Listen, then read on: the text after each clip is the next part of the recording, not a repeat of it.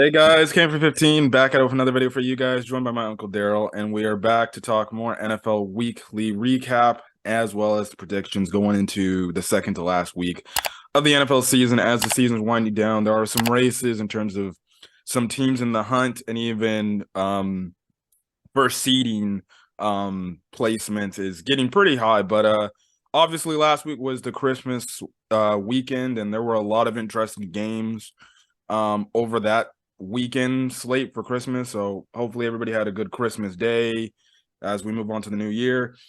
So let's start off with the first game of last week, and that was Thursday Night Football, the New York Jets against the Jacksonville Jaguars. And this game, it wasn't even close. The moral of the story of this game, to be honest, was the fact that it pretty much looks like, no, it doesn't look like, it's pretty much confirmed that Zach Wilson's time in New York is done. He's probably going to be a bust, looking for a new home somewhere, but I wouldn't imagine any team wanting to pick him up. But there's going to be that one coach that's like, I could do it. I can do it. I can do it. I can do it. The prevailing theme for me is that this game, half quarterback will travel. You got a QB and your QB plays well, the chances of you winning the football game is probably increased by 50%. Yeah. And I said coming into this game that the Jets defense should be able to overcome all the failures of Zach Wilson. Unfortunately, the problem is that when your defense just basically puts up 19, which is good by NFL standards, the least you can do is ask your offense to get you 20. Yeah. Zach Wilson. And I was watching this game, not only to the fans were booing, and the more time you could hear him booing, I was just, the camera panned over to Zach Wilson's face. I'm like, this dude's losing confidence literally the more they and he knows it. Yeah. He knows he's done. He knows he's done. That's what it said to me. Yeah. He knows he's done. No ifs, ands, and buts about it. 2 games left. I don't expect to see Zach Wilson suits up for the Jets. Oh yeah, then they already said he's inactive. Yeah. Yeah. And if I'm right, I think White is coming back. Yeah, White is coming back next week. White is back. Yeah. Yeah. Like literally, if you have, it was absolutely funny because when I was watching this game, I'm like, I think they should just bring in the backup quarterback now because he's doing nothing. Too little, too late. But I found it absolutely appalling that when they put in Stravler, which is like the 4th string quarterback on their damn depth chart, they didn't even go to Flacco. They went to Stravler. And he was actually getting productive plays. Freaking fans were like damn near celebrating like they won the Super Bowl when he just completed a 5-yard out. And they're like, I was like, they were celebrating him underthrowing a ball that still ended up being caught. But if he threw it in stride, it would have been a touchdown. I felt like if they had went to Stravler early on, maybe he would have given them a little bit of a boost. He almost took him down that one drive he first got in, but they didn't convert it. They had to go for it. It was either a make or break drive, but Jacksonville, they pretty much know how it is. I was gonna say, you know how it is. The defense perform. They practice all week for the person that's actually starting. They don't practice for the backup. They really don't. So when the guy comes in, there's no film on the guy. So the guy already has an advantage over the defense, which is the reason why he was somewhat successful when he came in. So just like one of the things was they should have just pulled Wilson early while they still had a chance, but they didn't. Yeah. All in all, the Jaguars look pretty good. Right now, they are leading the division, and they're probably going to win their division, which would put them in the 4th seed of the playoffs. So congratulations to the Jacksonville Jaguars for literally from the year they had last year to turning it pretty much full circle around. And again, that's why I have confidence in my Chicago Bears. If they get the right personnel, the right people in place, the right players, they could do the same potentially. I'm not saying win the division, but maybe come in as a wild card team. But regardless, that's kind of the game there. Next game, Buffalo Bills versus Chicago. Me and my uncle did an in-depth breakdown of that game.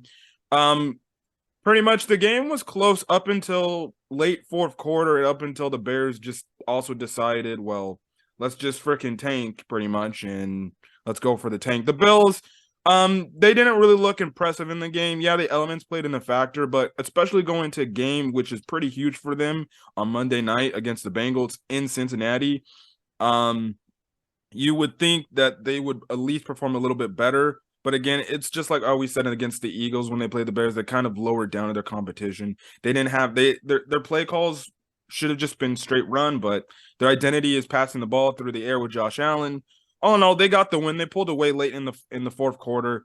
But that's pretty much it. If you want to get more of a breakdown on our side of things, go check out our video. I was about to say, man, the Bills ran the ball, Bears couldn't stop it. Yeah. Enough said. Pretty much. Prediction wise, I'm 2-0. My uncle is at 1-1. Next game was the New Orleans Saints at the Cleveland Browns. I did watch this game. This game was pretty much back and forth, back and forth, back and forth. But in the end, the Saints ended up, I think, intercepting Deshaun Watson. They got them in good range. I don't know if it was a return for a touchdown or whatever, but they got them in good range to score a touchdown to go up on them, and they ended up winning the game. With this loss, it pretty much ends whatever playoff chances. The Browns are actually already eliminated from playoff contention. So, again, it's not shocking. Deshaun Watson's pretty much rusty. We'll see next year how he plays, and everything. Hopefully, That's the way I'll say that. Right now, what is it? He only had 3-4 games in. Yeah. I mean, that's all I got. I mean, the season was a wash anyway. I mean, the Browns, although mathematically they were in prior to the start of this game, I mean, we all really never had any faith that the Browns offense was going to start to evolve to the point whereas they can become playoff contenders. Yeah. Only thing I can say for Deshaun Watson, don't do anything stupid in the offseason. That's all I'm going to say. Anything stupid between now and the start of the season. Hopefully that no other person comes up to make a claim or anything like that that's going to derail you getting back on the field next year. So, yeah, we'll see. The Saints, I guess somehow are still in the hunt. I don't think they're going to make the playoffs, but they're still in the hunt. Take it for I don't believe so either, but you know, there's a couple other teams in the NFC that I think has a better chance. So we'll see. We'll see about them too. Yeah. We got one of the upsets of this week, and that was the Tennessee Titans losing to the Houston Texans. The Texans within. Is that really an upset though? Yeah. Yeah. For you, it was an upset. It's a 1-12 team versus a team that's aspiring to try to make the playoffs. I think that's an upset. Right. If we're looking at the numbers, we're just looking at the upset.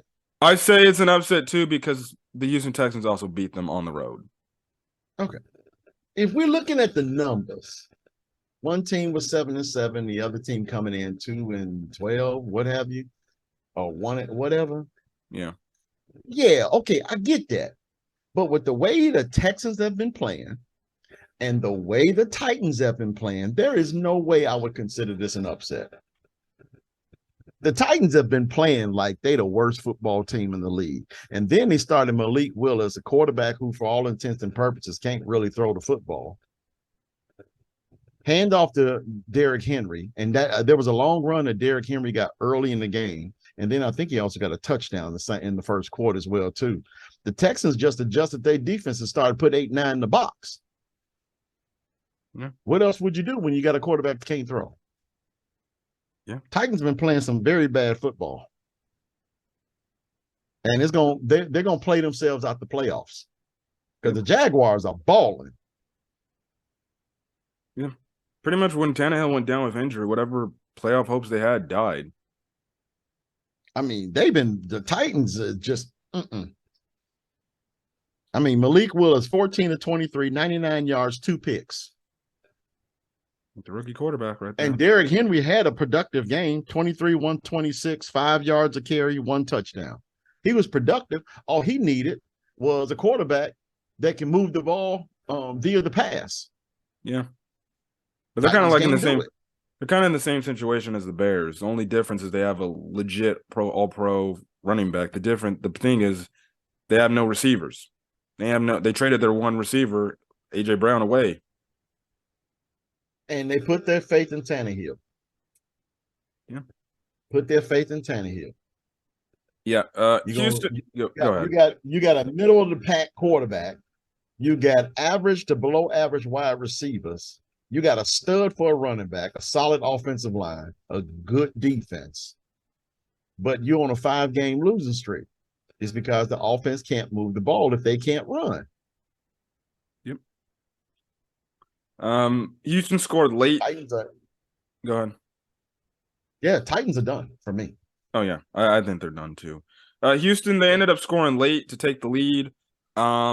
And obviously they won the game. So the one factor that is pretty much important, and there's actually 3 races I forgot to mention. There's a race for the first pick. Right now, the Bears are at 3-12, and now with the win, the Texans are at 2-12, I believe. I gotta check. Let me check. Yeah, they came in this game 1-12, 1-12, 1-13. Yeah, So I think they're 2.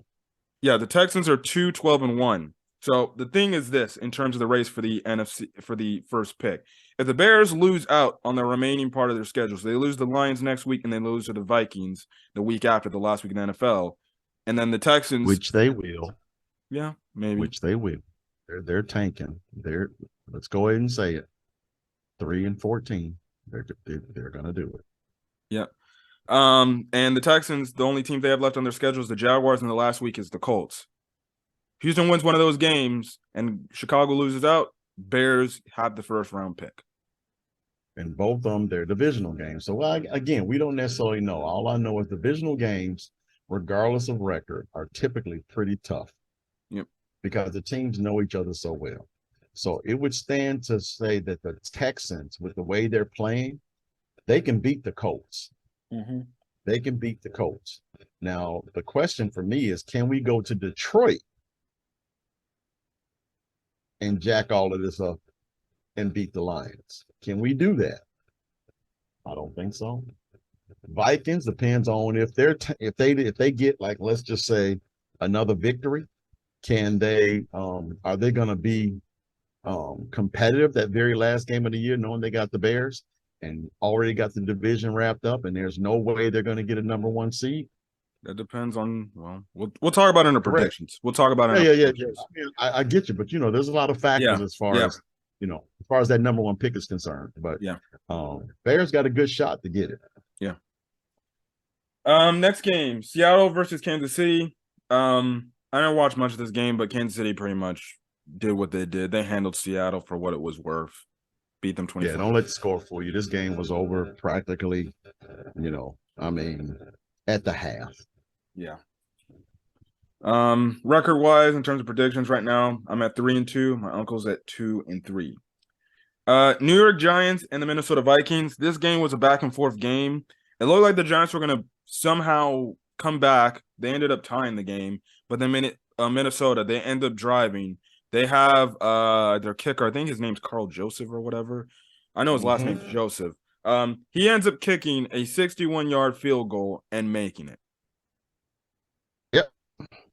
Keeps their number 1 seed chances alive. It's still, at the end of the day, it's another game where they had to squeak by, but for them, you'll take that win. Which I don't know if will do them any favors going into Green Bay next week. I don't like Green Bay, but at least Green Bay's been on a winning streak, and Minnesota, well, you've been getting these close games at home. Yeah. Keep in mind, that's not the first time Joseph had to put up a 60+ yarder to win a football game this year. So he's not a stranger to it. So that's pretty good going into the playoffs when you got a kicker that can hit that deep to win a football game. Well, sorry to interrupt, but that also depends on the elements and stuff like that. Well, that's true. Now, that's what I was about to say. Now, it does depend on, let's just say, if they're outside somewhere, like, where the Eagles play, but in going to these indoor places such as, Dallas, outdoor sunny weather places like Tampa Bay, but I mean, in indoor in Minnesota, the only place I would probably worry about that kicker is if he has to go to Philadelphia. Yep.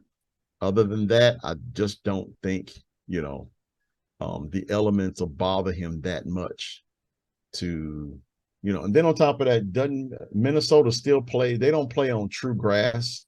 I think It's they kind of turf. It's play turf. on that. Yeah, it's turf. So that makes a difference as well, too. You don't have to, let's just say, it could be raining in Tampa Bay or something like that if they have to go to Tampa Bay. But at the same time, the playoffs, you won't have to worry about that. So we'll see. We'll see. But in Philadelphia, it gets cold. Yeah. It's mighty cold. And for a kicker to have to put up a 60-yarder in those elements, I can't see that happening. Yeah. The one thing I will say also that was kind of cool. I know I obviously we're Bear fans, but the one thing I liked was cool is they embraced like this all white out thing. They had the freaking everywhere on their field whited out, like the whole logo was whited out. They're wearing all white, but they had their purple helmets. It would probably look better if they had like white helmets or something like that. Yeah. And then I liked how like they even got the fans to embrace the all white thing, so their entire stadium was like literally all white. Honestly, I kind of wish every team has that type of like thing, like one game where it's just they wear all white jersey, white pants. They have especially if it's snowing. Oh yeah, that would look. You got an outdoor like Buffalo. If it's snowing like crazy and the fans are wearing white and they're just going nuts, and the little speckles of dark are fans from the other team. Yeah. Oh yeah. I think that should be like a new jersey wear type of game for certain home games on just one particular. The Miami Heat, I think, started that white hot promotion that they have where all the fans wear white. I've always thought that was pretty cool. And I know we're Bear fans. A lot of Bear fans keep saying, "I want the white jersey and the white freaking pants again with the navy blue helmets. Those look clean." Yeah, well, I've liked those too, especially when we did it at home. Mm-hmm. Yeah. So I think that'd be pretty cool. So NFL petition all white games at some point, to happen sometime. I think that looks cool. Well, Minnesota has they got a really their fans are coming along as some really passionate fans. Those skull chants that they do up there, I've always thought those were pretty cool. Yeah. So so yeah, it would be something cool to start. So maybe this is the evolution of something that we may see league wide. Hopefully, because I think it's pretty nice. Yeah. Heck, the Bengals have an all white type of game. They had the white helmets, the white jersey, white pants. They wore that one game. Yeah, that's fine, but the fans didn't do it. Now, I know. That's the main thing. If they do that and the fans do it too, oh yeah, that'd be really nice. Yeah. Speaking of the Bengals, Bengals versus the Patriots. The Bengals eke by the Patriots, who were trying to come back on them on the second half. The Bengals, so in other words, the Bengals almost did what they did to the Buccaneers a few weeks ago. They got out to an early lead. Honestly, I was watching the game. I was like, this game's gonna be over by the freaking first half. They were already moving the ball effectively on these guys, beating pretty much first two drives. Joe Burrow threw touchdowns. Yeah, it's just like so. And once that happened, all right, let me just go ahead and go to the next one. Yeah. I was like, well, I guess they really are going to put the Patriots out of their misery. But then the Patriots tried to make a late push back in the second half, but too little, too late. They didn't have enough time and everything. I guess another big talking point of this game is the fact that Mac Jones, I guess people say he's been a very dirty player as of late. He almost damn near, he didn't damn near. He tripped friggin' Eli Apple. He got fined for it, but obviously, I'll say this. So watching the video. This is where we're going now to sit up here and call the quarterback dirty. That's what we're coming out the headlines. As many times as you just see players throw cheap shots at quarterbacks, they complain about these penalties, roughing the passer, and now all of a sudden the quarterback fights back. Well, man, come on. To Eli Apple's credit, the Cincinnati Bengals player who had the ball, who was running into the end zone, was like way far ahead, and you see literally Mac Jones running in front of him, literally fall over and try to trip him up, and it's like that was kind of uncalled for, dude. Oh wow! So yeah, well, I'm just like so. And the next play, you'll have a defensive lineman that'll just take liberties on the quarterback because he's unprotected. Man, come on. I did watch Shannon in the chart. Shannon's like, next time he's gonna get hit upside the head in his helmet. I'm like, well, I mean, yeah, but at the same time, Don't complain to me. Don't complain to me. Well, the quarterback tripped me. Oh, okay, all right. But yet y'all want to sit up and call quarterbacks wimps and sissies and stuff like that because they can't take a hit. Man, go on with it. Just exit with that nonsense. Yeah. So Mac Jones, good job. Keep doing it. Mac now, Jones, granted, go ahead. gonna put you on somebody. It might put you on a stretcher, but man, yeah, that's what Shannon Sharp was saying on Undisputed. You know what I'm saying? If you got a shot, take it. But yeah, he did kick. He also did kick our boy Jaquan Brisker in the balls on a slide. So yeah. Going next up, another shocker and upset, I guess you can say. The Carolina Panthers beat the Detroit Lions. They didn't just beat them; they blew them out. And it's like Dan Campbell yards at the half. And it's like Dan Campbell said to Steve Wilkes at the end of the game, you gave us a good ass kicking, pretty much. 240 yards rushing at the half. Yeah. At the half. Just let that sink in for a moment. 240 yards rushing at the half. I personally, you can tell me different. I ain't never seen a team, professional team, college, yeah, but a pro team run for that many yards at the half. We'd have to do some stat checking somewhere to find out when was the last time that happened. Yeah. That's why Detroit lost. They could not stop the run, and Carolina didn't stop running the ball.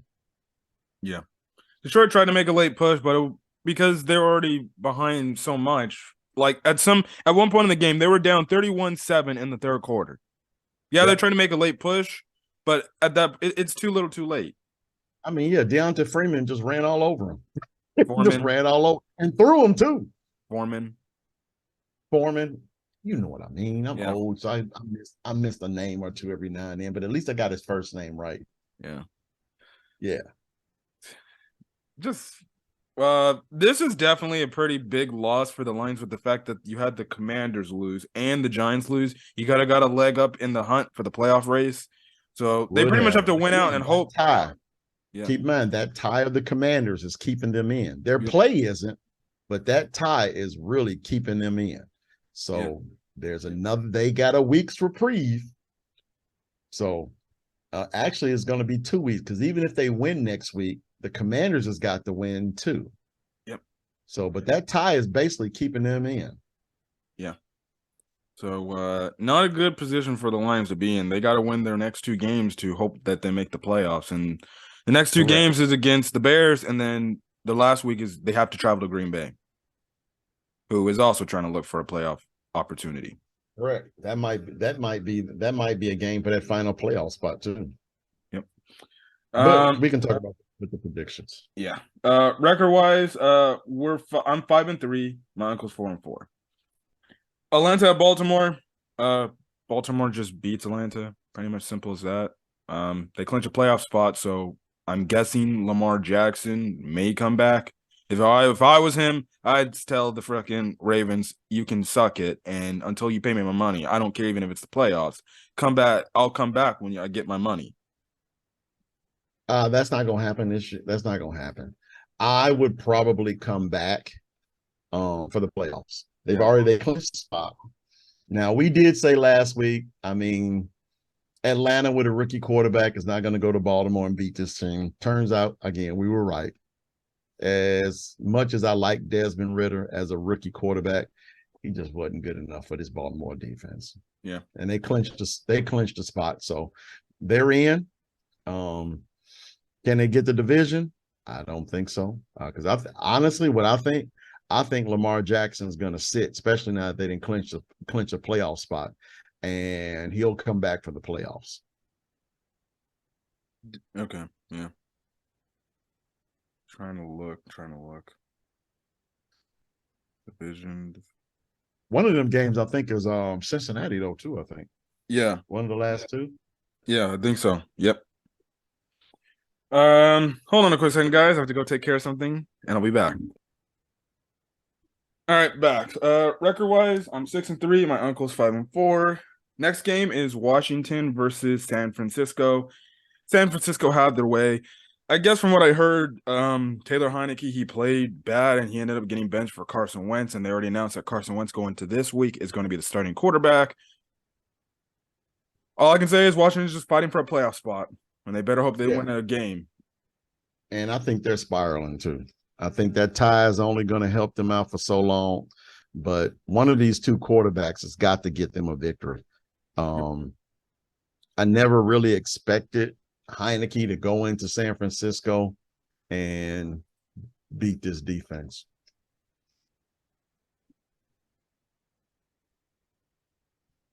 Yeah. So, as for San Francisco, Jimmy G may have a chance to come back for the playoffs, but honestly, just ride the hot hand with Brock Purdy. He hasn't. I still say, granted, 3 games in, he played 3 average football teams, or 3 average to below average football teams. I am really interested to what he does against some true competition. That's just me. I mean, the NFC West is just, it's a shambles of a division. It's probably one of the worst. It's not as bad as the AFC South or the NFC South, but it's down there with them. Yep. So I'm the record wise, I'm 7-3. My uncle's 6-4. So this game was obviously the one game that was freaking like advertised like weeks in advance, and that was the Eagles versus the Cowboys. The Cowboys, they end up defeating the Eagles on Christmas Eve by the score of 40-34. It looked like, the Eagles were going to come back on them and somehow shock them, but then a crucial fumble by, I think, Miles Sanders put the Cowboys in a good field position to go score the touchdown. They ended up, going up. Eagles were trying to drive on that last offensive possession to try to go take the lead. But the pass rush for the Cowboys got to him, and he just practically overshot a receiver. Game over. Yeah. Gardner Minshew played very well for a backup quarterback. He put 34 points up on what everyone feels is the best defense in the league. However, I would argue that point given the Cowboys' last 2 or 3 games. So the Eagles did win the division. No, they didn't. They still have more. Oh no, I'm sorry. They lost. I'm sorry. Yeah, so the Eagles are they're in a tough spot, because I think we talked about this last week. If the Cowboys win out and the Eagles lose out, then the Cowboys would get the division. Well, step 1 has already happened. The Cowboys won that game.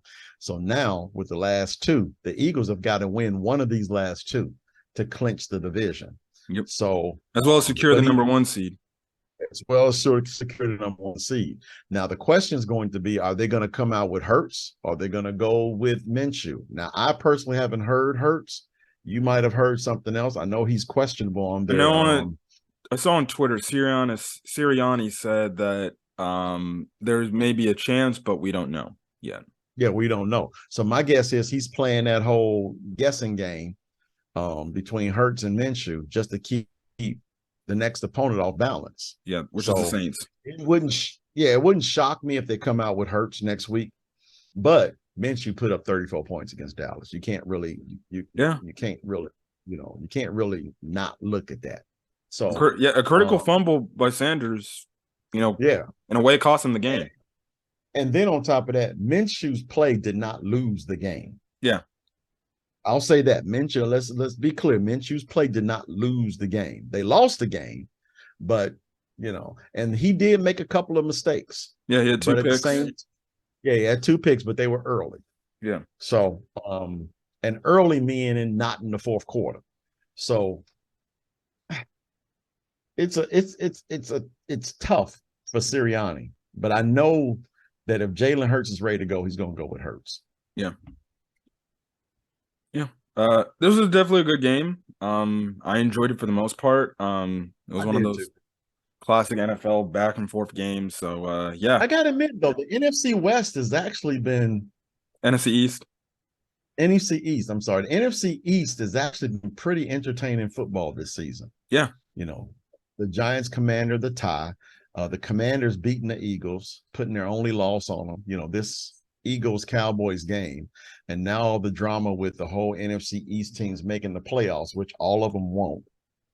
So it's the NFC has been pretty interesting, which has always been, considered the adverse in recent seasons. So I'm really looking forward to seeing what they can do with these last two games. Yeah. We're both record-wise at 7-4 apiece. I actually went Philadelphia. My uncle went Cowboys right there. So next game. That was the Pittsburgh Steelers versus the Las Vegas Raiders. Now, the Raiders probably should have won this game. They should have won this game. They had ample opportunities to score so many freaking, at least get field goals or touchdowns. But the problem was Derek Carr was just giving the ball away for free. What do you think I'm about to say? I told you so. No, don't trust the Raiders. Yeah. I've been saying it for weeks. Even when they win, don't trust the Raiders. The Raiders are going to let you down. I didn't go with the Raiders this game. No, you didn't. Yeah. I wish you had of. That way the whole don't trust the Raiders thing actually stands out a little bit more, with more exclamation marks. But no, people watching, don't trust the Raiders. Don't do it. And I think now, I don't think they got a shot for the playoffs. They're done. No, they're done. They're done. This loss pretty much. Yeah, this loss pretty much killed their chance. 6-9 with 2 to play. Yeah. I mean, mathematically, they're still in it. Mathematically. But, I mean, with the games we got coming up this weekend and the weekend after that, Raiders are done. It's too much for them to happen. Basically, the teams that are 7-8 would have to just lose out, and they would have to win out. Yeah. But it's not going to happen. Yeah. Because 2 of them teams play each other. 2 teams. Yeah, well, I think 2 of them teams play each other moving forward. Yeah. Which is Dolphins, Pats. But we'll get to that. Yeah. Pittsburgh, they ended up coming back and winning. So obviously it's a win that keeps them in the playoff race. As for Las Vegas, just seeing that Derek Carr had like 3 interceptions this game. And some of them were just stupid interceptions. I would say to look, I feel they've always been saying this, but I really think this can be the year the Raiders finally move off on Derek Carr. He's that average quarterback, he can play to about above average, but he's not going to take you the distance. He's a good guy. He's a good average quarterback. He's a nice stopgap type of dude. But other than that, he's not going to take the Raiders anymore. Maybe look, we talked off screen off this about Lamar Jackson if he ends up walking away from, which we feel Baltimore. He will. Yeah. We feel he will. And we actually talked about his options as a free agent next year. Yeah. Which teams would be most interested or in which teams would be a best fit for him. And we did talk about the Raiders. The Raiders was one of those teams. So pair him up with freaking I honestly think this is a subject for another video, another time. Maybe the top 10 free agents this offseason. But they need to move on from Derek Carr. There's been too much said, too much done, and there's really been nothing to show for it in the left-hand column we call the win column. Yeah. Me and my uncle were both at 8-4. Because we didn't trust the Raiders. Yeah. We didn't trust them. I want to talk kind of more in depth about this Miami Green Bay game. But actually, I'll actually talk about this because we can talk about this real quick with the time we have left remaining.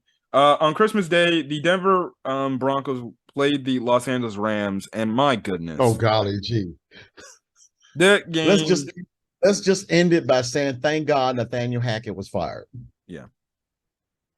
51 points. 51 points. Yeah. By one of the worst offenses in the league. Yeah. All right, I'm done. Yeah. All I can say, and I will be doing a separate video at some point on my own talking about the firing of Nathaniel Hackett, and everything. But this was kind of the game that broke the it was the straw that Yeah. broke the camel's back. The ownership group is like, yeah, we need to get this guy out of here. It's already bad to And work. you've been calling for that I shouldn't say calling for it, but you've been talking about it for weeks on end that they just need to release him they just need to release him. Yeah, he was They in just over need his to, head. He was in over his yeah, head. yeah. He had to hire a guy to help him manage the clock and everything. Which, funny enough, coincidentally, that guy he did hire is the interim head coach right now for the last 2 games. Oh, Lord have mercy. And they got Kansas City coming up this week. Okay, but I digress. Yeah. That's the only thing I got about this game. Yeah, Denver's in some But freaking he'll be trouble. somebody's offensive coordinator next year. Yeah, Denver's in some trouble. Anyways, we'll be back talking more NFL predictions and week recap. Yeah, and then one more thing about the Broncos, I just wanted to make a mention on. They had a press conference. They think Russell Wilson's fixable. It's gonna be interesting. They can't cut him.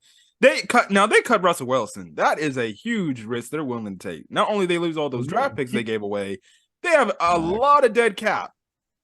Keep in mind, I did kind of hint at that last week when we were talking about Lamar Jackson, that I thought the Broncos might be one of them teams willing to release Russell Wilson in order to have a shot at Lamar Jackson. Now, from a cap standpoint, I don't think it'll ever happen. I don't happen because Lamar is going to command 40 to 45 million. Oh yeah, and he wants that. He's going to want that guaranteed money too. Oh yeah, he's going to want that guaranteed money, meaning he might want it all guaranteed. Yep. Because isn't that which quarterback just got a fully guaranteed contract? Was it Kirk Cousins? No, it wasn't fully guaranteed. Crap, I forgot. It wasn't Kyler Murray. It was a quarterback who just got a contract, 100% guaranteed. Frick. But but it was one. Yeah, it was somebody. I thought it was Kirk Cousins. It may not be, and I'm saying that I don't think. No, it was Deshaun Watson. Deshaun Watson. There you go. Fully guaranteed, and I can guarantee you, Lamar Jackson is going to command that money. Yep. That same money, fully guaranteed. And I don't think the Broncos would have that because they'd be eating over $100 million. No, they're going to eat too much. They're going to eat too much money if they release Wilson. So, but I wouldn't be shocked if they release Wilson. I wouldn't be shocked. That'd be a bold move right there. You lose all your draft picks and then eating all that cap space. And even if it's after post-June 1st cut, you're still eating over the coming years of that. I think the first year you would eat about 65 mil, and then the year after 85 mil. That's correct. Still now, over 100. Me personally, I do not think Russell Wilson is the problem. Yeah. I've said it for this entire this season, that for me, that wide receiving core is average at best. They really don't have a great tight end that can move the chains. They don't have anybody that's Dolchich is pretty solid. Dolchich is pretty solid. I think he's the guy that needs to have some years and grow, and he can be a pretty good tight end. All right. Yes, that's fine. But when you compare it to the other tight ends in the league, he's in one of the low ends on the totem pole. He's rising, but he's on the low end of the totem pole. But I'm just saying. I'm just throwing out there. He's average. I'm just saying. We have Cole Kmet. He's had a better productive year this year compared to the first few years. Correct. And I think Cole Kmet could potentially be a Pro Bowl, tight end, provided we get the right coaches and the right team around him. I was just having, this is another Bears chat. Yeah. But, the Broncos are going to be losing for the next couple years anyway, unless they do something with that offensive line and those wide receivers. You also have to think they got to get the right head coach in place too. Now, correct. I don't know who with the right philosophy that can take this current cast of characters and just make some music with them. Yep. The Broncos could be in trouble. And let's be honest, maybe some players, especially on the defense side of the ball, who maybe their contracts might be up, they might just bail and say, I'm not going to stick around for this crap. Yeah. Who wants to stick around for losing? Who wants to stick around for Russell Wilson? I think the problem is more, his personality. Russell, his personality and his ego, as opposed to his play. I was watching, just local network, and because I'm over here overseas military, so I'm watching a local network, and somebody compared him to RG3 as far as his personality. Wow. Yeah, I'm like, oh, dude, if he like that, Russell in trouble. Yeah, the Broncos not in a good Russell's in spot. trouble. Russ, they're not in a good spot. They No, might be they're not in a good spot. they might be screwed. No, they're And not in a also good too, spot. he's an aging quarterback. He turns, I think, 35 in a few months. Yeah, not everybody can play the 45 like Brady. Not everyone can play the 38 like Rodgers. 41 like Drew Brees. Not everybody can do that. Yeah. Well, here's But one positive Russell Wilson's got. He got Sierra, so that's the only thing you can look at it. well, and again, a lot of people say that adds to the allure of his ego. Yeah. But yeah, Denver's in trouble. Denver's in trouble. Yeah. Super trouble. All right, this game, Green Bay, Okay. Miami. When I tell you, when I was seeing Miami do what they wanted in the first half, I was like, oh, they're actually moving the ball against these guys. They're gonna freaking have a nice win on Christmas Day. I'm gonna be celebrating the Packers failing to make the playoffs, and I'm gonna be happy. I got great Christmas. Got my Justin Fields jersey, everything good. And then this dude to ourselves. Well, one, we actually find out he was probably concussed the entire game again. Which, funny enough, today they announced, oh, he's out with concussion. With the way Tua personally did you see where he might have gotten concussed? Yeah. Which play do you think it was? Was it first half, second half? It was the one in the first half. The way he was throwing the picks in the second half. Please, he probably was concussed. Probably. He underthrew people again. The touchdown he threw to Tyreek Hill in the first half was underthrown. If he had thrown it to, like, let's just say the pylon, man, Hill had that cat beat by 5 yards, would have had him beat by 10 if it was just another good throw. That's what I've been saying about the Dolphins all year long. But I think right now, as it stands, if Tua don't play, the Dolphins are done. Yeah. Who do we pick this game? We picked Miami. We picked Miami. So we're both. Well, you think that might have just been wishful thinking on our part? Rodgers didn't play well either. Yeah, we went because we thought Miami's a better team. Yeah, the problem that I have with the Packers moving forward is Rodgers has got a love affair with Christian Watson. He's got he no matter what he does, he has a love affair with this kid. I saw at least 3 plays. Lazard is wide open over the middle of the field. He waits for Watson. Yeah. And I think eventually against a really good team, that's going to be their undoing. Rodgers has got to be a little bit better with the football moving forward. So far, they've been winning because this kid has actually been playing lights, I shouldn't say lights out, but against the Dolphins, they really should have blew the Dolphins out because Rodgers made some bad throws. He was overshooting some receivers too. Yeah, he just made some bad throws. And if he was accurate, or better yet, picking the right receiver to throw to at the right time, the wide open receiver instead of the one he likes, they should have beat this team by 3 touchdowns. Yeah. The interceptions by Tua were just awful. I didn't even know what the heck he was throwing to. Like the one he was trying to, I guess, throw it, I think they had the running back run up the seam. He threw it and the running back wasn't even looking. It was a pick. I was like, what are you doing? One of 2 things about Tua.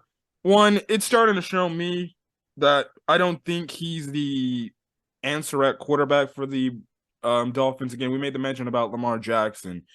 He's from Florida.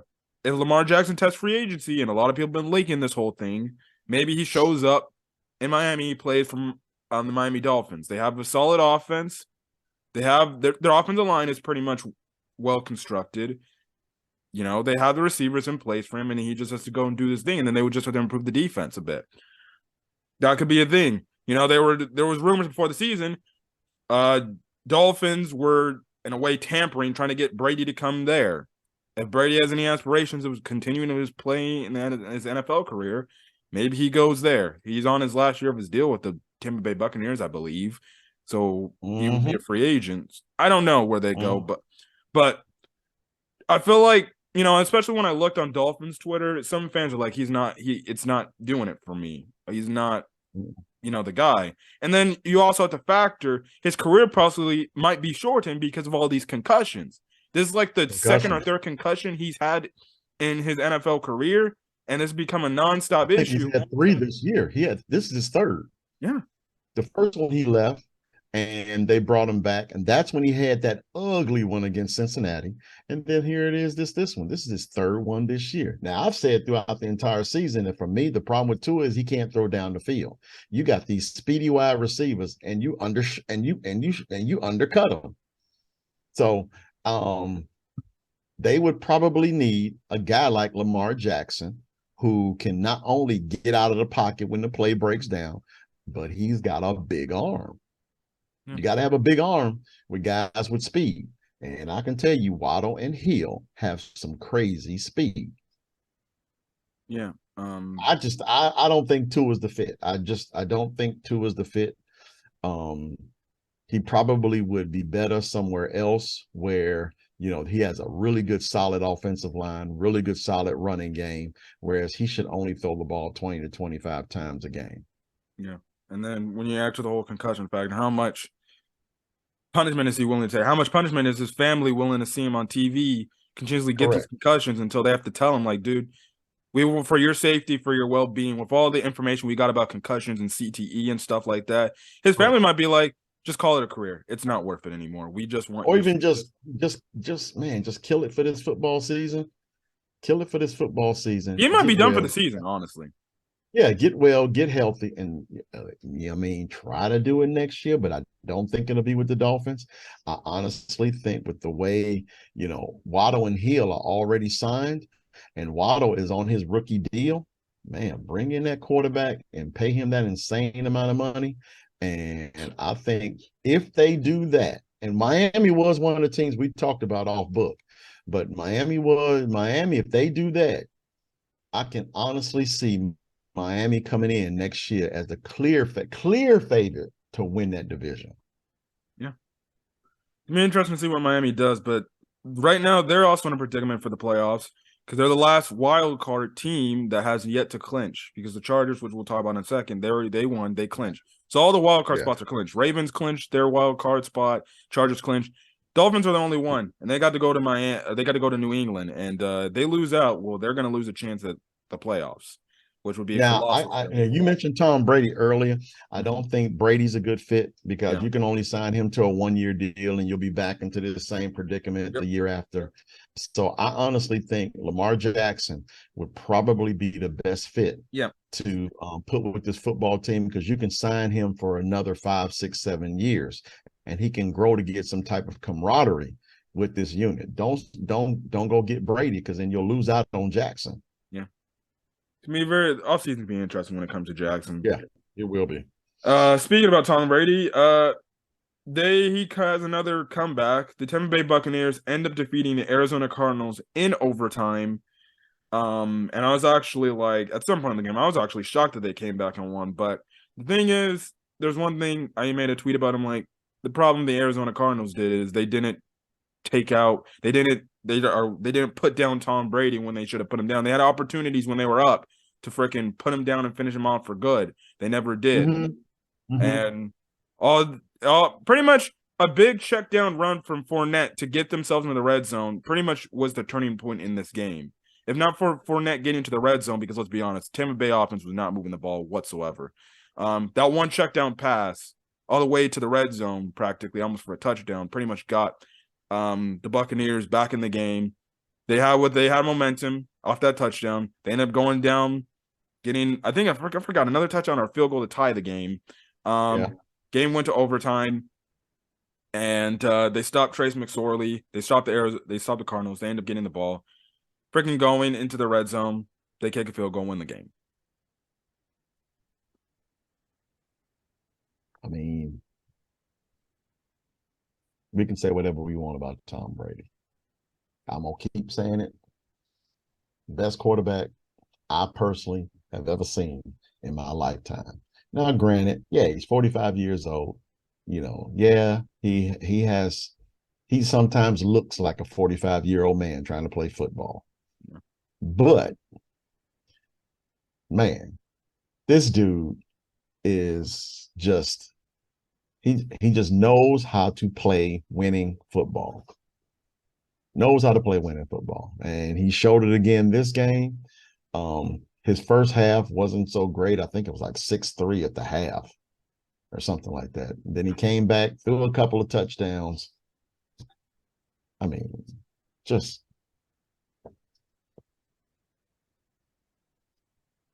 I don't even know what to say, nephew. Yeah. I mean, just Only the other thing GOAT, I man. can say is even though they won the game the end of the day, it's not again another impressive win No, because no, it's they not. It's not. they They went would to if this would have overtime. been right. This would have been the Cowboys with the way the Buccaneers played in the first half. The Cowboys would have blasted them. Yeah. They can't come out like that. Now, granted, everything that I just said about Brady. I mean, they did play the Cardinals. Yeah. They played the Cardinals. James Conner played amazing. I think they were saying that J.J. Watt actually Yeah, is he's retiring. retiring. He's retiring after the end of this year. Yeah, personally, I think he's going to retire, and then when his contract is up, he'll be back. I don't really think it's a full retirement, but I think that's a video for another day. No, he's in his like But this is the last year of his deal with the Cardinals. his last year, then I don't Yeah. think he's retired. I still don't think he's retiring. I honestly think that he'll find someone will bring him out of retirement to somebody will. And it'll probably be a playoff contender, a Super Bowl contender, because I think that's the one thing that's missing from his resume. And I think he's going to wait and bide his time and come back with a team that can get him a ring. My personal feeling, I have no facts to support it. So, Yeah. but this guy right here, best quarterback I've ever seen. Yeah. We already talked off screen about this. We Yeah. believe, Tampa Bay, they're gonna probably be a first round exit based on who they play. Yeah.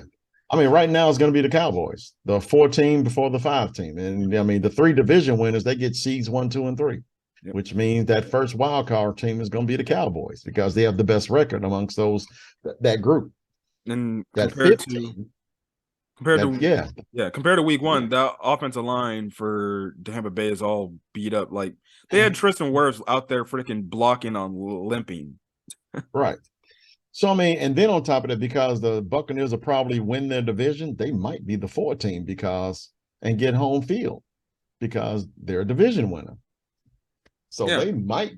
they may get the Cowboys at in Tampa Bay. Maybe. Yeah. I think that's how it really rolls out. Am I right? I think so.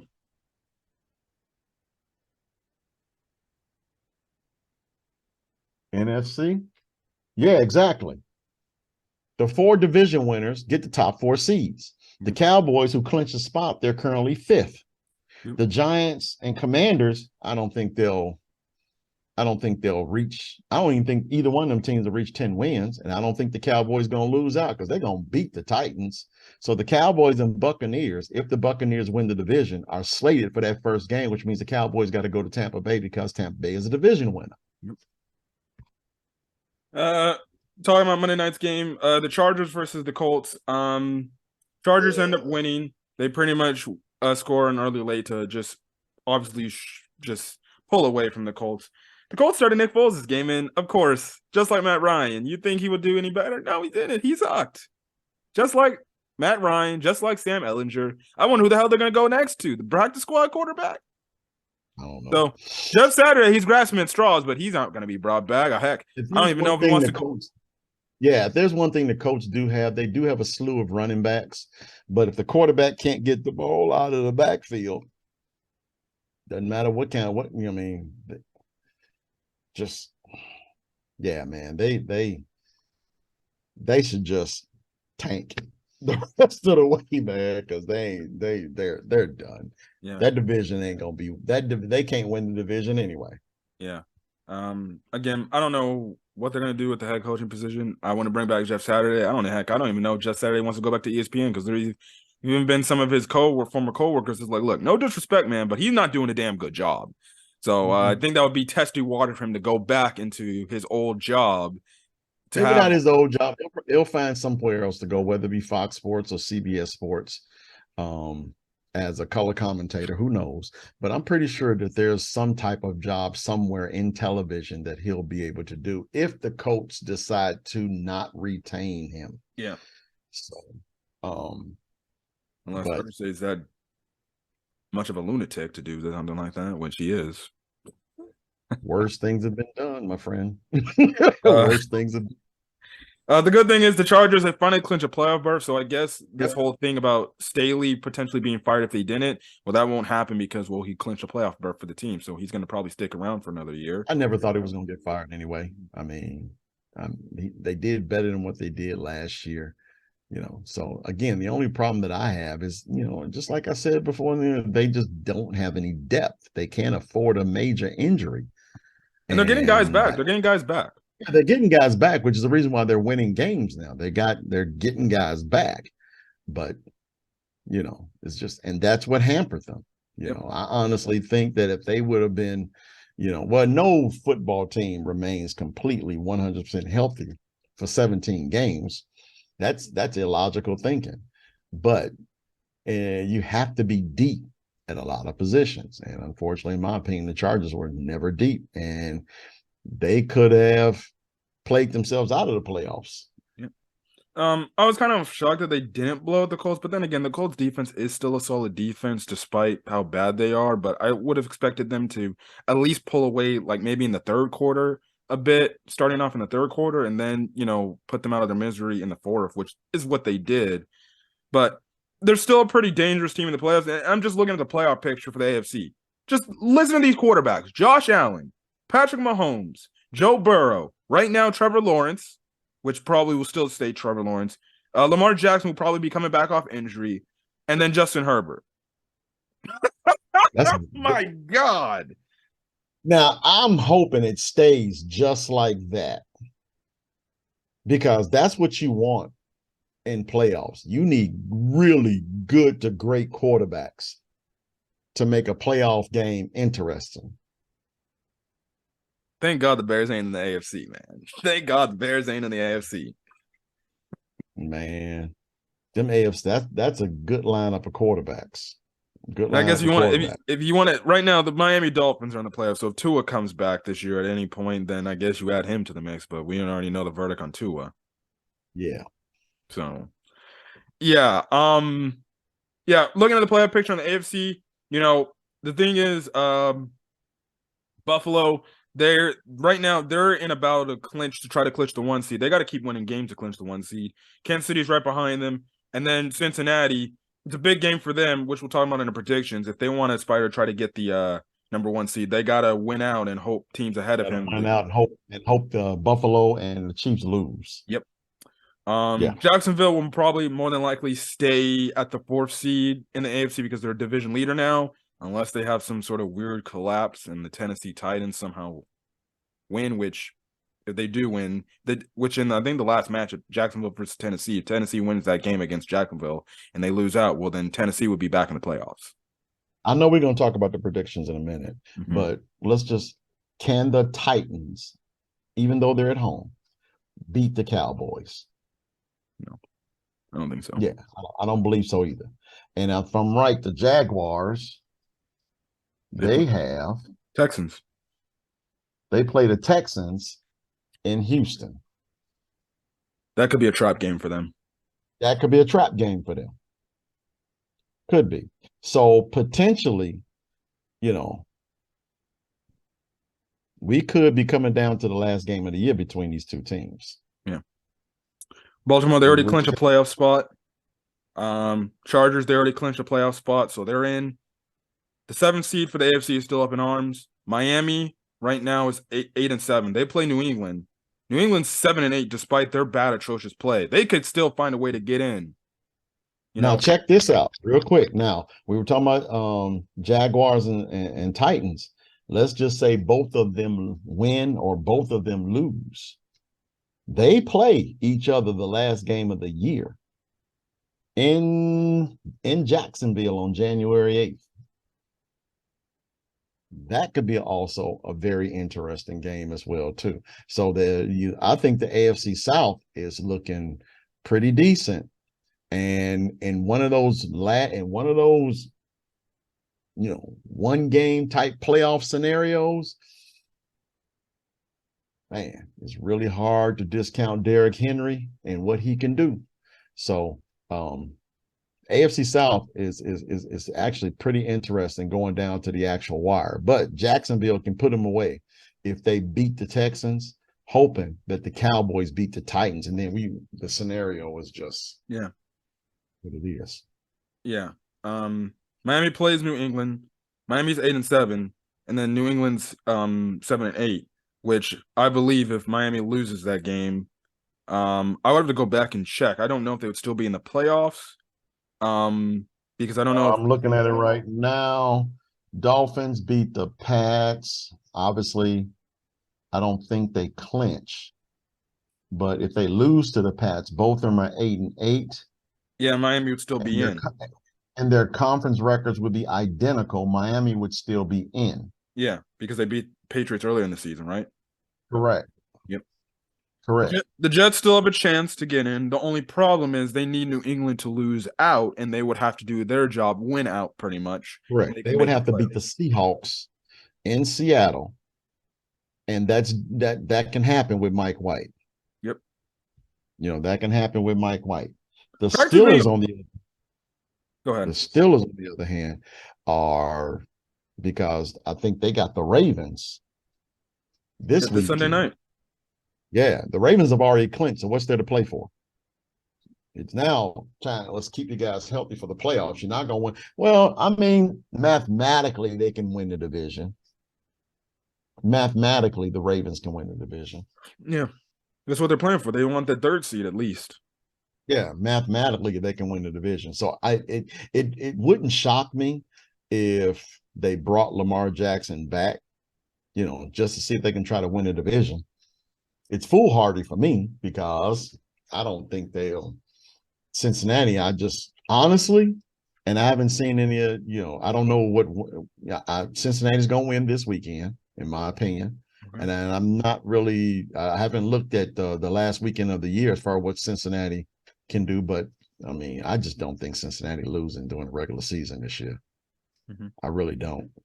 Yeah, practically all the 7 and 8 teams, they got to win out, and they got to hope their other competition, has stumbles across the fences pretty much. Well, if all 7 and 8 teams went out, that means Miami loses. Yeah. So that means we'd have 5 teams that will be 8 and 8. And I don't think any of these 7 and 8 teams play each other this weekend. Yeah. I don't believe any of them do.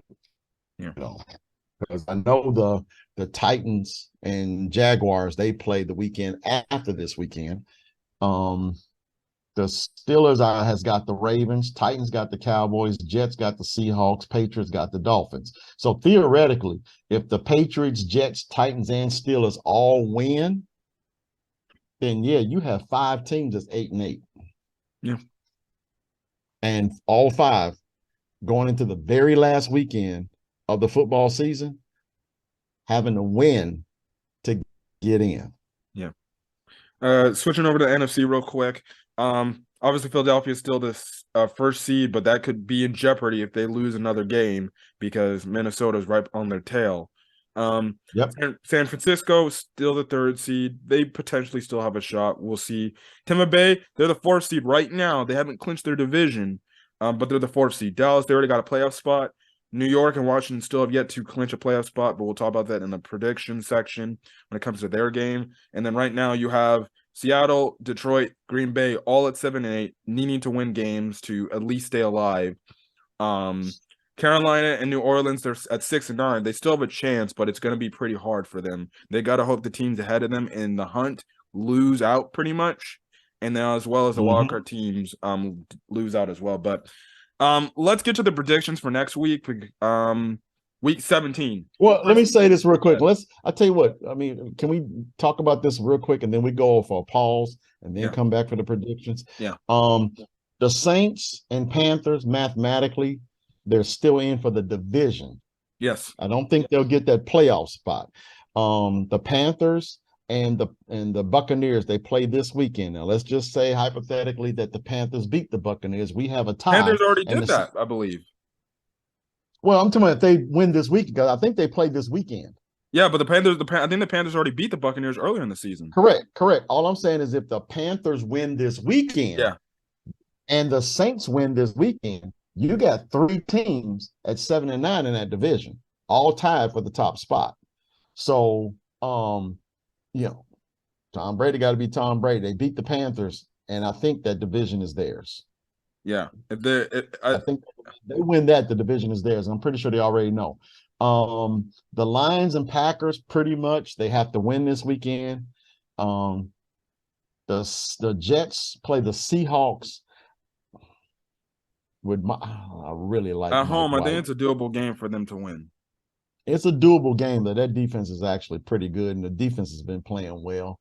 When we get to the prediction, I'll mull over that a little bit more as we move forward. The Commanders are spiraling. They've gone back to Carson Wentz, and unfortunately, I just don't think that's a formula to win. They should probably – is Heineke hurt? No, they just benched Heineke. See, again, for me, that's a problem. Now, granted, maybe Heineke over the last couple of games has not been playing well. You know, I know the offense has not been really doing well. They got some bad calls, you know, McLaurin, and we've talked about the referee not liking him, all that kind of crap. The Giants have a really good chance of staying in. However, it's not as tight as the AFC, but at the bottom of the NFC, we do have some decent drama, especially with the NFC South. Now, with the NFC South, that scenario could very well happen with the Panthers and Saints winning. So, now the 49ers, I think the 49ers don't win out. I just don't. I think they got the Raiders. Yeah, they're in the Don't trust same. them. They're in the same position like the Bengals. They need the first 2 teams ahead of them to lose out, and they would need to win out to get the first seed. It is possible because the Packers are good enough to beat the Vikings. Yep. The Packers are good enough to beat the Vikings. The question is going to be if the Eagles can, which one they're going to choose. Is Jalen Hurts healthy enough to play? And if he is, I mean, is he 100%? If they play Gardner Minshew, then they're confident that the Packers can beat the Minnesota Vikings at home. Correct. But they will still have to win. Yeah. Because, I mean, even if the Packers do beat Minnesota. Well, I think if the Packers beat Minnesota, the Eagles can afford to lose to New Orleans. Correct. I don't think, like, realistically, if Minshew plays, New Orleans has got a shot. Yeah. New Orleans has got a shot. But if Minshew plays like he did against Dallas. Yeah. And A.J. Brown and Devontae Smith both had over 100 yards receiving that game. I mean, Sirianni's a great play caller, but they got some really good players on the outside that can stretch the field outside the numbers. You know, so, and they got a really good tight end that can control the field inside the numbers. I think if you got that, you know, most times you know what kind of offensive line they got. Yeah. So, I do like the Eagles, regardless of who's playing at quarterback, to beat the Saints. I do like the 49ers to go ahead and win out. The question is going to be, can Minnesota win out? That is true. That's true. Yeah. All right, we'll be back with our predictions in a quick second, guys. All right, so we're starting off our Week 17 predictions. So, first game, Thursday Night Football, last Thursday Night Football game of the year, which is Cowboys at the Tennessee Titans. Oh, I thought you were going to go with the Bears. You tricked me.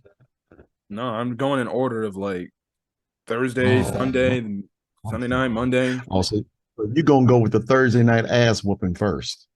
That's what I've been going the last few weeks. Okay, all right, go with the Thursday night ass whooping. Cowboys going to win. They're probably going to win by double digits. Yeah. They might actually win by 3 touchdowns. That offense ain't good enough to stop that defense.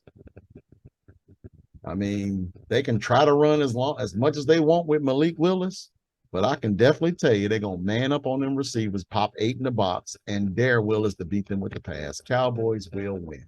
Yeah, I agree. Nothing else to say here. Yep. It'll pretty much put the Titans out of their misery for their playoff chances. That's kind of it. Not Next game. necessarily. The Jaguars still have to win, though. Yeah. I'm sorry. Go ahead. Next game is Chicago at Detroit. Now Justin Fields is going to play. Matt Eberflus did say he wants Justin Fields to play the last 2 games. I personally disagree with that statement, but it is what it is. Detroit coming off the loss they had and them typically being pretty good at home. And right now the Bears, I don't know if Claypool will even play. I think they're honestly probably just whatever guys that are hurt, I think they're honestly sitting out for the rest of the season just to stay healthy. And he probably really doesn't know the offense just yet anyway. Yeah. So it's just yeah. Only thing I could see the Bears doing like they did in the first matchup is just run the ball effectively on them. Obviously, that's going to be what they're going to more than likely going to do with what the Panthers did to the Lions. Then the Lions will shore up that run defense, try to take away whatever freaking weapons I guess the Bears got in the passing game. And we'll see how they look. But for Detroit, this should be a win for them. They're pretty good at home compared to on the road. So they should win this game, keep their playoff lives a hope. But I agree with you. I think the Lions are going to win as well too. They have a bigger fish to fry than the Bears. The Bears are just going through the motion with with where they are in the football season. They're looking towards the draft as opposed to trying to win a football game. As always, I'm pretty sure that Eberflus is going to have them play hard, play fast, and play aggressive. And then guess he's going to do his typical conservative play calling. Run crap. In the second half, I'm pretty sure he will in the second half. Yeah. So Detroit should win this football game. I think they probably will wind up winning it a little easier than what they did last year. So our hope is that, no one gets seriously injured for the Bears. AKA Justin Fields. There we go. Yeah, AKA Justin Fields. Next game, Arizona at Atlanta. I'm going to go with Arizona this game because they looked obviously impressive for the most part. Tracy McSorley didn't look that bad. Against the Tampa Bay Buccaneers defense, he didn't look that bad. Desmond Ridder, he's still, learning his way in the NFL. Cardinals still have, it's a solid defense to say the least. I think they'll give Ridder trouble, but I'm going to go Arizona winning this game. I should honestly care about this game, but again, Desmond Ridder didn't look too bad last week. I mean, he didn't throw a touchdown. He didn't throw an interception. He didn't lose the game. He didn't win the game. But, they were at least competitive enough against a subpar offense in Baltimore to stay in it. So that being said, oh boy, who's at home? I'm going with the home team. Whoever the home team is, just Atlanta. Put me down for Atlanta. Yeah, I'll home team. Next game, Denver at Kansas City. I'm going Kansas City. Denver's in a free fall. I don't even know. I don't know if the Broncos are going to play the backup quarterback Rypan or Wilson. I don't know, nor do I care. It potentially could be a trap game, especially the fact that there's the new coach in mind, but Kansas City should beat Denver. Now, mind you, the reason why I say trap game is because Denver did play Kansas City a few weeks ago really hard and almost to the wire and almost beat them. Oh, but in Denver. Yeah, I know. But I'm just saying. This week is at Arrowhead. Yeah. So, no. I think that second half. I at least have to give the opposing team at least a 5% chance of winning. 5%? No. Okay. That second half that Kansas City had while they were in Denver, I think this is the game that they have throughout the entire 4 quarters. Broncos, if they come out with that backup quarterback, I just can't see them moving the football any kind of way. So yeah, Chiefs win and win big. Big game. We talked about it earlier in the video about with playoff, I guess aspirations on the line. Miami at New England, and Teddy Bridgewater is going to be the starting quarterback because Tua is obviously out with his concussion. I'm gonna go with the upset here. I'm gonna go New England winning at home. I just feel like, even though Teddy Bridgewater is solid, I just feel like to me, Miami's on a free fall. If they try to get away, if Miami tries to get away from the run and not run the ball as much, um, then they will probably end up losing because I don't think you can throw almost 30 times with Teddy Bridgewater. Yeah, I agree with you. They got to be able to run the ball with Wilson and Mostert. They were actually highly successful this past week, especially with Mostert, but they just didn't give him the rock enough, in my opinion. Could it be because you got Waddle and Hill complaining on the sideline about wanting the football? Could be. But in New England, yeah, I like the Patriots too. Yeah. So if Matt is watching, I picture Patriots. He thinks Yeah, we picked the Patriots. Your Celtics are winning. Whoop de doo. they're gonna lose tomorrow night against the Clippers, though. Neither one is gonna win a damn thing this year anyway. So just take the win this week, Matt. Love you, dog. Next game, it's the Colts at the Giants. If the Giants win this game, they are in the playoffs. They clinch the playoff berth. Yes. Yes. And they are at home. Yes, they're at home. So I think it's good enough for them. Now, I talked about the Colts running backs. The Giants run defense is not very good. Mm-hmm. So I'm not going to simply say that the Colts can are going to get blown out. I don't believe that. Yeah. I honestly think if they can control the clock with those three running backs that they got, then they should be pretty solid, especially with Moss and Jackson. Mm-hmm. If they can control the clock with those two guys and keep that Giants offense on the side of the field, they can make this game close. But I think in the end, the Giants just got too much. And their quarterback is much better than what the Colts is putting out. Colts never thought I'd say that about Daniel Jones. Yeah. But he has played well this year. Yeah. I think the Colts could upset, so this could be another trap game for the Giants, especially with the playoff lights on the home. And I think if Colts get a few takeaways off Daniel Jones, maybe they actually end up winning this game. But I'm going Giants. They're just the better team right now. Yeah, I go with Giants too. I think the Giants are going to be hungry to win, a game to finally get them into the playoffs, which, funny enough, I feel like if that happens, and hey, good for me, they'll actually be stupid enough to keep Daniel Jones because they'll think, we can win with him, actually. But I think everyone's going to be looking forward to them Lamar Jackson sweepstakes. That is true. So I don't think that they'll probably put their eggs in one basket with Jones, although, again, but do you think he would really go to the Giants? Well, but I think, say that again. You think he would really go to the Giants, though? In a major market like New York? Sure. Probably. They would have to give him some weapons, though. They ain't got. Although he might be better served in a warmer climate like Miami with those weapons. Yeah. I think if Miami calls me, I'm like, yeah, I'll be on a plane tomorrow because, again, it's warmer weather. It's home. I mean, it's home for him. He used to live in Florida. Yeah. Now granted, the division calls for, a couple cities with some really cold weather, but Lamar is jacked. He's used to that being in Baltimore, going to places like Pittsburgh, Cincinnati, and Cleveland. So he's, he played in a cold city in Louisville. Yeah. So, I mean, I don't think they're going to put their eggs in one basket with Jones. I honestly think they're going to find out what Jackson does first. And then once Jackson is off the board, then maybe bring Jones back. All right. So we both went New York Giants. We're going with the Giants. Yeah. Next game. This could be an interesting game based on the quarterback who plays. New Orleans goes to Philadelphia. I'm gonna go with the Eagles if Jalen Hurts plays.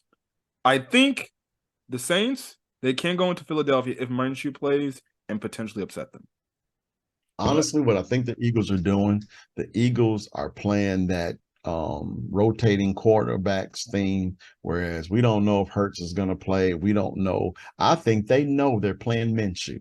Yeah. But they have to play this, they have to play this charade game just to have the Saints prepare for Hurts. Yeah. And if they prepare for Hurts and they throw out Minshew, so I think that's what Sirianni is doing. I think he's going to play. I think he's going to play Minshew. If he plays Hurts, I would be shocked. Yeah. I would really be shocked. I think they're going to try to rest that shoulder up as much as they can. I think they should, and see if Minshew can get you a W. If he don't get you a W this game, you would have rested Hurts for the last game of the year. Yeah, come out with Hurts then. Yeah. But not sure if I would much rather sit up here and risk Hurts to an injury a week after he got drilled by 3 linebackers in, I think, maybe the third quarter. Yeah. Bears really put some hats on him. Yeah. You going Philly? I'm going to go Philly regardless. Yeah. Yeah, this could be an interesting game. To see. Next game, and a big game here for the division here. That's the Panthers going to Tampa Bay. You know what? I can't believe I'm saying this. I know I'm going against. They're in Tampa. Yeah, they sure are. Oh, I'm sorry. I know. I can't. After what the Panthers did last week, and let me go first with this. After what the Panthers did last week, I can probably tell you the Buccaneers are going to be geared up to stop the run and make whoever that quarterback is pass the ball. I'm going Bucks. It's still going to be a slobber knocker. Probably another one of them 17-14, 2017, 14-13, one of those type games. But I just can't see the Panthers running the football the way they did against Detroit, against the Buccaneers. I can't see it. Yeah. I'm gonna go with the upset here. I'm gonna go with the Panthers. It makes sense. Yeah. I just feel like it seems like all the players, they're buying with what Steve Wilks is doing, and I think Steve Wilks, he's earned himself a freaking job. Yeah, I agree. And then on top of that, Steve Wilks has been in the NFL a long time to say that he knows what he's doing. The coach they had prior to, he was a college coach. They gave him a crap load of money, and he just didn't know diddly squat. Yeah, and guess what? He's now in Nebraska. Basically saying, we don't want NIL players. We want players that wants to be here and be a part of a family. Okay, yeah. I can tell you right now, you're going to lose in Nebraska too. Well, Nebraska always loses. They're overrated. Well, historically, Nebraska has been a really good college football university, but with the evolution of the way the game has changed as opposed to how Nebraska played it in the days of Tom Osborne with the wishbone offense, then yeah, Nebraska for whatever reason hasn't really followed suit. Yeah, but he'll recruit well in Nebraska because he does have a really good offense, or at least he did when he was at what was it, Baylor? Baylor. Yeah, he had it when he was at Baylor. Yeah, I just think Panthers, they won't try to make Sam Darnold do too much and put the ball in harm's way. I think they'll try to run the ball as much as they can, milk that clock, keep Brady on the sideline. And then their defense, they have been playing some dang good football as of late too. Correct. Try to get 4 yards a carry. You don't have to get breakaway runs. Just move the chains. Move the chains. Try to get third and short, 3 and 2, third and 3, third and 4. Those type, those are manageable plays for Carolina. But if they get in, 3rd and 8, 3rd and 9, 3rd and double digits, then that plays to the Buccaneers defense. The Buccaneers have to stop the run. Yeah. It's going to be interesting because if Tampa Bay loses the game, their division hopes are shot, in my honest opinion. Really? You think so? I think that they've already lost to the Tampa. They already lost to They would have already lost to Carolina Panthers twice. They would have. Well, yeah, but they would still be tied. Yeah, With and Carolina. that's also based if and then it could also be shot. Say New Orleans beats Philly. And then on top of that, here's what I'm talking about. Let's just say, here's a scenario: the Panthers beat the Bucks. Saints beat the Eagles. Each one of them teams coming to next week all tied at 7-9. The Panthers and Saints play each other in New Orleans the last game of the year. Buccaneers got the Falcons. Yeah. So I'm just saying, I want to see the drama. Yeah. That's what I want to see. I want to see the drama of the last week. Yeah. So yeah, granted, even though I picked the Buccaneers, the Falcons can still beat the Buccaneers and the Panthers and Saints, but the Saints would have to beat the Eagles. Yep. For my drama to unfold. Yeah. Saints got to beat the Eagles. Yeah. So honestly, I know we talked so much about this game, but I think Tampa Bay, they need to get out to a big start like they did against Cincinnati. They get out to a big start. I don't see how Carolina can catch them. If Carolina's they're messing around, if they're messing around and they're being slow on offense and they're not, they're only kicking field goals and not making touchdowns, well then Carolina, they can make things interesting. They can beat them. So we'll see. Keep in mind though. Now, even though even if they do break out to a big lead, I mean, they still pretty much have to play 4 full quarters of football. So even let's just say they go up, 21-3 or 28-7 or something like that. I mean, defensively, really, let's just say 28-7 defensively, all they really need is 3 stops and 3 scores. Yeah. So, and even if the drives can still be long and drawn out, but it's still a winnable game, but it's really hard to do when you can't pass the football. Yeah. Yeah. Next game, the Browns at the Washington Commanders. The Commanders, if they want to stay into the playoffs and have any hopes, right now the tie is saving themselves right now, but they got to win games. And, the Browns ain't going to be, even though they're already eliminated from playoff contention, it's not going to be easy for them because at this point they have nothing else to lose, so they're going to continue to play. Correct. They're gonna try to spoil. Yeah. So, but the Commanders got to win. Yeah. It's just that Carson Wentz, he's got to play some really great football. And honestly, I think the Commanders got bigger fish to fry. And I do think the Commanders can pull up a win at home. Yeah. I'm going to say the Browns play spoil and they're going to beat them. Just from the standpoint, Carson Wentz in DC. Yeah, in DC, Carson Wentz starting. I know Carson Wentz. He's going to throw a pick or 2. That defense is good. So that defense is good, but can Watson move the football? That is also true against that defense, because if there's anything that taught me about the Commanders' defense is that it's really difficult to get runs up the middle on this team. Yeah, those defensive tackles are really good, and linebackers are really good at getting to the outside. So I can't see the Browns offense getting too much against this defense. So I'll go with the Commanders, especially because they're at home and they got bigger fish to fry than the Browns. Okay. Oh, yeah, I'm going Cleveland, guys. Right. Next game, we made a mention earlier. This could be a trap game for the Jacksonville Jaguars. So they're playing the Houston Texans in Houston. Yep. My heart wants me to go Houston because I want them to win a game so the Bears lose and then get the first pick. Because if that happens, Bears lose to Detroit, Houston wins, and the Bears are first place, I will be campaigning for Eberflus. Do not play Fields. Yeah, and take that loss. Yeah. However, that said, I mean, the Jaguars already proved their mettle by going to New York and beating the Jets. You honestly think it's going to be any different going to Houston and beat the Titans?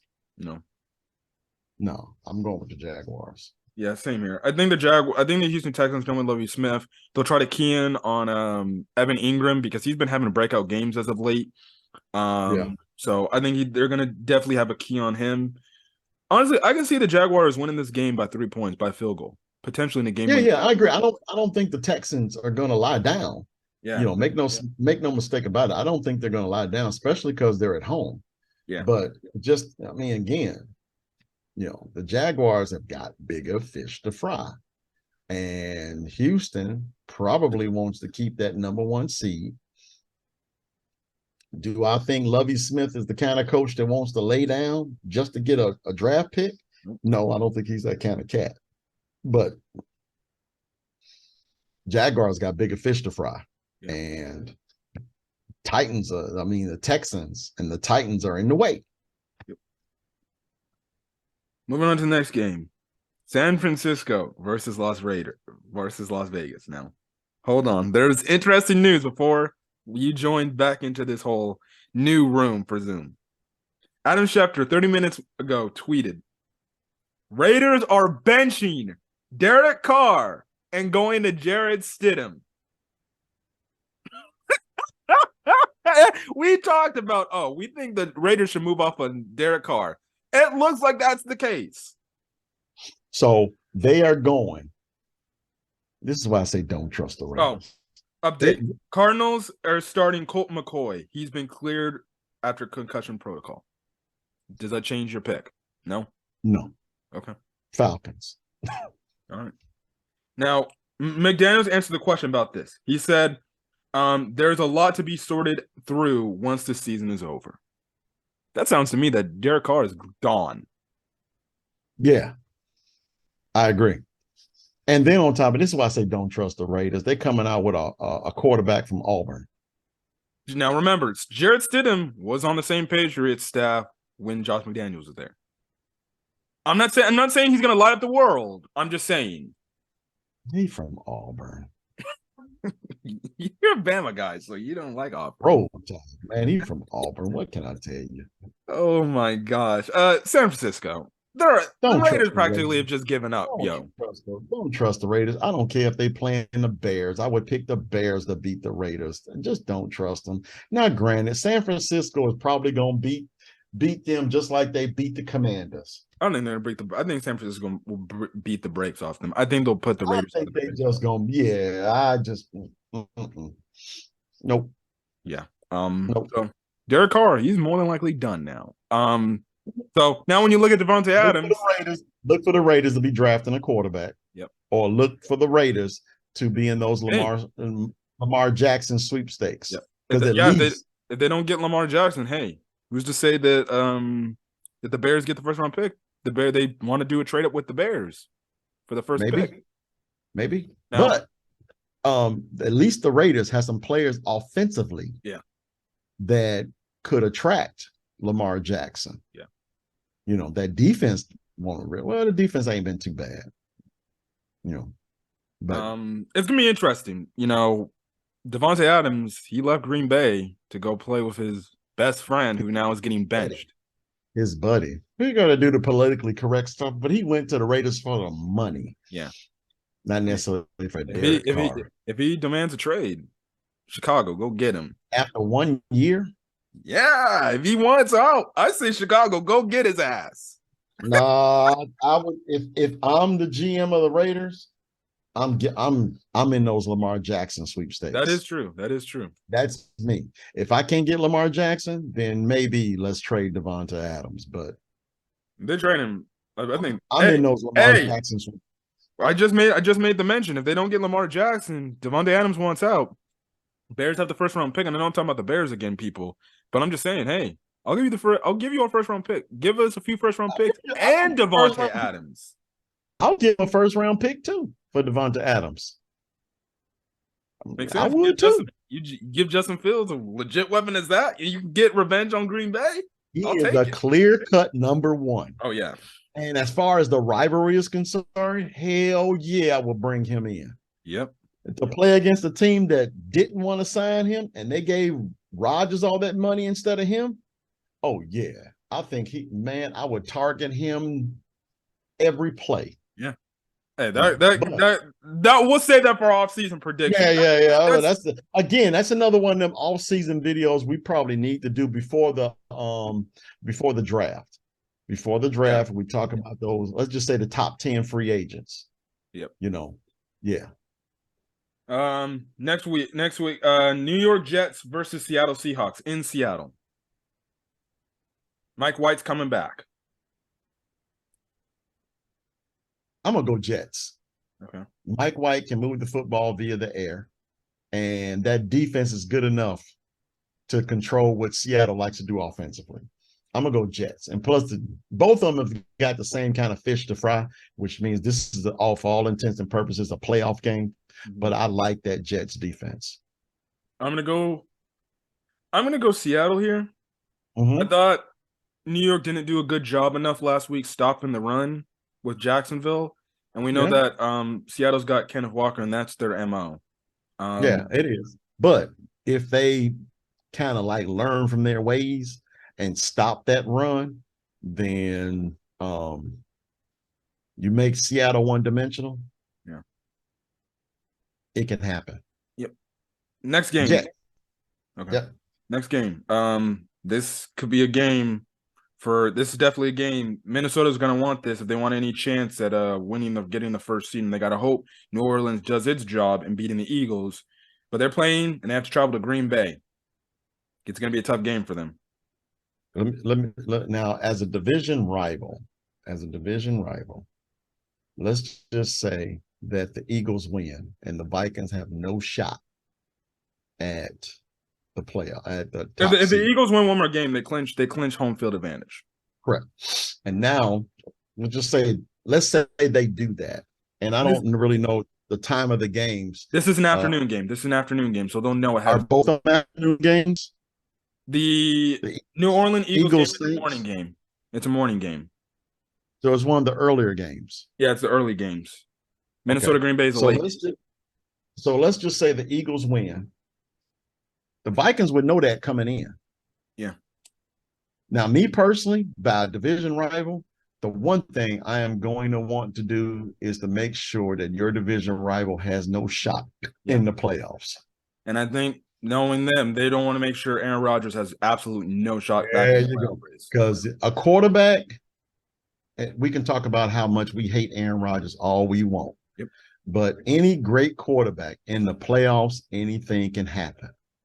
So what you need to do is smash that thought up front. So I think Minnesota, but they're going to, it's in Green Bay, isn't it? Yep, it's in Lambeau. Oh, geez. I'm gonna get my prediction first. I'm going Minnesota. And that's on the basis that Kirk Cousins doesn't sell the game away, as well as their defense doesn't sell the game. One of my boys who's a Clippers fan, he's a Minnesota Vikings fan. He told me as long as the defense shows up, they should be fine. So I'm going Minnesota. Okay. Damn. All right. You know I hate the Packers. I dislike Aaron Rodgers even more. Yep. But I'm going to go with the Packers. I just don't like the way Minnesota has been skating. Yep. I can respect that. Minnesota's been squeaking by. I mean, they've been squeaking, man. I don't know how to say it. Now, granted, the Packers haven't played, any better. Aaron Rodgers have pretty much been targeting Christian Watson when Alan Lazard is right over the middle for a touchdown. Yep. He's got this love affair with the kid. So I'm going to go Packers. Yeah. All right. We got the battle for LA, but however you want to discern that, the Rams are already won the championship. Chargers. Let's move on. Yeah. Chargers. It will be interesting to see the fan turnout. I'm wondering what's going to be. More Rams fans, more Charger fans. That's going to be interesting. Oh, we'll be able to talk about that. You can tell me more on that when we do our recap. Yeah. It'll be an interesting game for Pittsburgh playoff chances here. Sunday Night Football. Pittsburgh at the Ravens. Pittsburgh has got big fish to fry. Yep. No Lamar Jackson. Yeah. Or at least that's what we I Okay, think I'll honestly, I say, think with the fact that the Ravens already clinched a playoff berth, they're going to sit Lamar Jackson the next 2 weeks if he has any hope of coming back. yeah. That said, oh, I'm gonna go Steelers. I think they're gonna go to Baltimore and beat them because they got bigger fish to fry. Okay. I've said that term a lot in Yeah. these last few minutes, but this is the time of the year to say it. You know, Steelers have bigger fish to fry than Ravens. Ravens are already in. Yeah. But if they're trying to get that division, knowing the Bills are playing the Bengals, Yeah. then it's possible that Lamar Jackson plays, Yeah. beat the Steelers, and hope the Bills beat the Bengals. Yeah. I'm going to go with the Ravens. We just talked about with Minnesota and Green Bay. I know Kenny Pickett's not a good quarterback, but again, it's a division rival. You don't want Yeah, to see your division rival in the playoffs. If you let up, yeah, you could potentially lose the division rival. Again, that's cool. I don't mean to throw it away to the Bears again, but back I think 2009, 2010, the Bears had a chance to beat the Packers and kick them out of the playoffs. It was the Yep, year the Packers went to the Super Bowl. The Bears yep, ended up having to play the Packers in the NFC Championship game. What happened? The dumb Packers end up winning. yep. So I think the Ravens, they don't want to take any chances with dealing with any division rivals in the playoff hopes. And those Pittsburgh Baltimore games are close and they are physical. I think Baltimore wins this game. I'll say this: Lamar Jackson plays, Ravens win. I just don't think that Huntley is good enough to beat the Steelers. Yep. The Bills versus the Cincinnati Bengals. Now the Bills kind of are hoping, I guess you could say, are hoping the Broncos can beat the Kansas City Chiefs because again, if Kansas City loses one game, at least if the Bills lose a game within the next 2 weeks, they can breathe a sigh of relief because they don't have to worry. But regardless, this is a must-win game for the Bills. They want to secure home field advantage in the playoffs because they don't want to go back to Kansas City again, like years past. Nope. I was having the same conversation when I was in the commissary today, talking to a Steelers fan and an Eagles fan. And the one thing that they both agree on is the Bills do not want to see the Chiefs in Arrowhead. Yeah, they want the Chiefs to come to them. But that said, the Bengals are playing the best football in the AFC, and they are at home against a potential AFC championship game rival. I just don't see the Bengals losing this game. And the Bills have not been playing well. They just been meeting inferior opponents and squeaking by. I like the Bengals to win this game. Field goal, 4 points. I'll say something to the matter of 35-31. Okay. I'm going to go with the Bills this game. Okay. The way Cincinnati looked in that second half against New England Patriots and they almost got that comeback happening on them, that kind of gave me some pause. They won more convincingly against New England in New England. I'm like, okay, I'll probably go Bengals here. But I think both teams, they didn't play particularly well in their for the Bills, more an entire game until late in that fourth quarter. And then for the Bengals, it was only really kind of the second half of that game. I just feel like the Bills are going to come in. They're going to see, especially if the Chiefs win against Denver.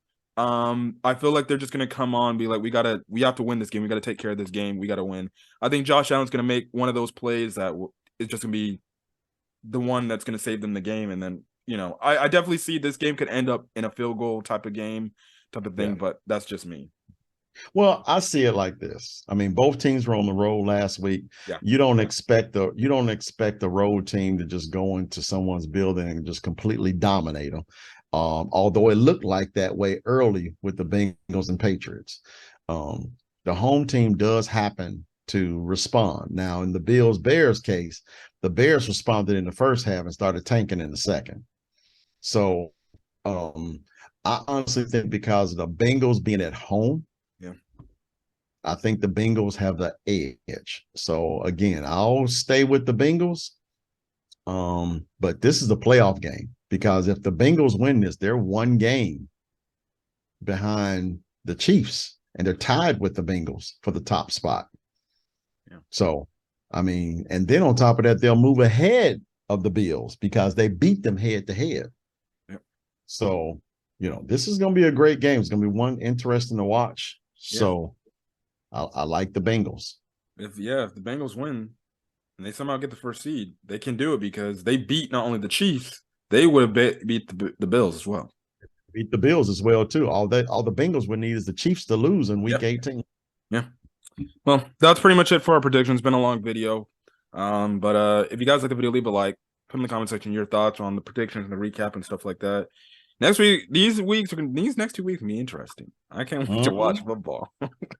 Dang. Yeah, I gotta admit, I was really eager when I got your text earlier today. I was like, yeah, let me hurry and get my work done so I can come on home and get, because there's a lot to unpack with this week, and it's gonna be a lot next week. That NFC South, AFC South, yeah. AFC South is interesting. So the top spot in the AFC is interesting. Obviously, the top spot in the NFC is interesting. We got a lot of interesting scenarios that's playing each other out for the last couple of weeks. Now, I will say this about the NFL scheduling. They always seem to have the right divisional matchups at the end of the season with the last couple games. So it's really going to be interesting, So, but for me, that AFC South, Titans are done. Yeah. I think the Jaguars are just gonna, win their last 2 games. Titans will probably play hard, but I don't see them as contenders. Yeah. All right, guys, we're gonna get out of here. Hopefully, you guys hit that subscribe button if you want to get more Camp for 15 Talk sports content, stuff like that, and we'll be back for Bears content, NFL content, yada yada yada. NBA, we'll have to wait till All-Star break, but okay. After the All-Star break, we should probably go into March before. Yeah. Potentially. We'll see. Anyways, guys, we're going to get out of here. Catch you guys next video. Till then, guys, stay out of there. Peace.